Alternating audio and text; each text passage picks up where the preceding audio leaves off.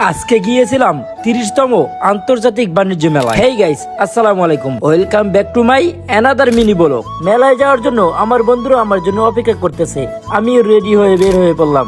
প্রথমেই চলে আসলাম কুড়িল বিশ্ব রোড। এখান থেকে বিআরটিসি বাসে করে যেতে হবে আমাদের 300 ফিট। বিআরটিসি বাসে করে 300 ফিট দিয়ে আমরা চলে যাচ্ছি সেই মেলায়।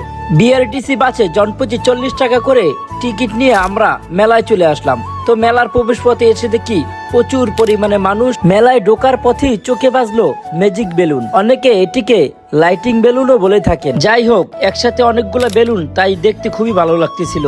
এদিকে আমরা মেলায় প্রবেশ করলাম। আজকে মেলায় আমার ভ্রমণ সঙ্গী ছিলেন আশিকুর রহমান আশিক এবং এমডি হোসেন। তাদেরকে নিয়ে চলে আসলাম 30তম আন্তর্জাতিক বাণিজ্য মেলা উপভোগ করার জন্য এবং মেলায় ঘোরাফেরা করার জন্য। মেলার ভিতরেও লোকজন ছিল চোখে পড়ার মতো। মেলার মূল ভবনে স্টল খুবই কম, স্টল মূলত বেশিরভাগ বাহিরেই বসেছে।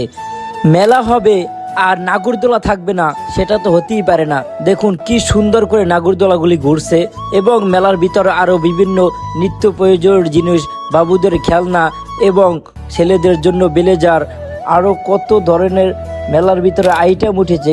তো এই আইটেমগুলোর দাম খুবই বেশি ছিল। আমরা এগুলোর দরদাম করে দেখেছি। মেলার ভিতরে সবচেয়ে আমার পছন্দনীয় জিনিস ছিল এই সাইকেলটি। তো এই সাইকেলটি বেশি দাম হওয়ার কারণে তো আনা হয়নি। মেলার ভিতরে আরও ছিল ফুলদানি সহ বিভিন্ন ফার্নিচার এবং আসবাবপত্র, যেগুলোর দাম রীতিমতো খুবই বেশি ছিল। এবং খাবারের আইটেমগুলোও ছিল, যেমন আচার সহ বিভিন্ন ধরনের খাবার, কিন্তু এগুলোর দাম ছিল প্রচুর পরিমাণ। এবং যারা বাইক লাভার আছেন, স্কুটি লাভার আছেন, তাদের জন্য মেলায় প্রচুর পরিমাণ স্টল রয়েছে। তো আজকে মেলার এ পর্যন্তই আমরা ঘুরলাম। তো আজকে আমরা চলে যাব। তো ভিডিওটা সবাই ভালো লাগলে লাইক এবং শেয়ার করে সাবস্ক্রাইব করে পাশেই থাকবেন। আল্লাহ হাফেজ।